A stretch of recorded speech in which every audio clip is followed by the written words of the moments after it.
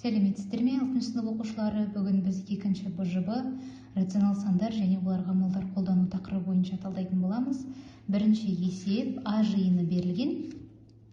А жиынынан В ішкі жиынын табыңыз дейді.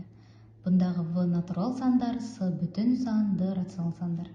В, С, Д жиындар үшін Эйлер-Вен диаграммасын салып, А жиынының элементтерін белгілеңдер.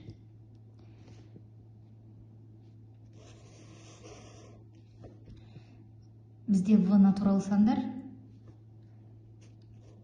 В жиыны болсын.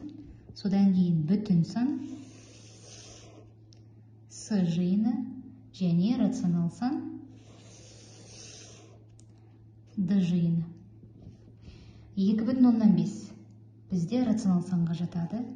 2,5 минус 3 бүтін сан, 0 бүтін сан, 1,8 рационал сан, минус 0,4, 5,3/1, 2 деген бізде натурал сан. Яғни натурал сан дегеніміз ол рационал сандар жиынның ішкі жиыны болып келеді. Натурал сан ол бүтін сандар жиынның ішкі жиыны болып келеді. Сонда егер С жиынын толық қарайтын болсақ, С жиынына 2, минус 3, 0 сандар кіреді. Ал толығымен рационал сандар жиынын қарайтын болсақ, 2, 0, минус 3 барлық сандар жатады деген сөз. Сонда А жиынның элементтерін белгілеңдер дейді. Мінекей А жиыны бізде ол рационал сандардан тұратын жиын болып табылады. Екінші есеп, суретті қолданып салыстырыңдар.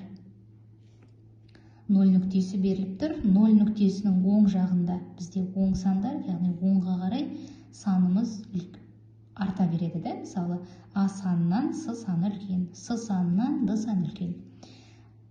0 нүктесінің сол жағында, мұнда біз оң жағы, мұнда сол жағында теріс сандар орналасады. Яғни мысалы, Б 0-ден кіші, F 0-ден кіші, E 0-ден кіші, E нүктесі F-тан кіші, F дегеніміз B-дан кіші. Енді B мен С-ны салыстырайық. B мен С. B-ның оң жағында С нүктесі жатыр, демек С нүктесі үлкен. B мен E нүктесін салыстырамыз. B нүктесі, E нүктесі. E нүктесінің оң жағында B жатыр, демек B үлкен. F пен 0-ді салыстырамыз. 0-дің сол жағында орналасқан. Олай болса 0 үлкен. Модуль А мен модуль F қайсысы үлкен? Мына аралық бізде 1 бірлік кесіндігі тең болса, мына аралығымыз 3 бірлік кесіндігі тең. Модулін салыстыру ол арақашықтықтары деген сөз. Олай болса, бұл жерде F үлкен. Үшінші есеп, есептеңіз. Ондық бөлшек бар, бізде жай бөлшек бар. Біз барлығын жай бөлшек түрінде жазып алайын. 2,2-ні мен жаза аламын.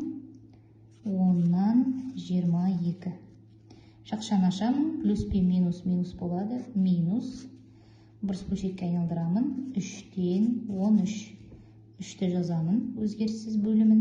3-ті 4-ке көбейтемін. 12. Оған 1 қосамын. 13. Жақшаны ашамын. Минус 15-тен 28. Тең болады.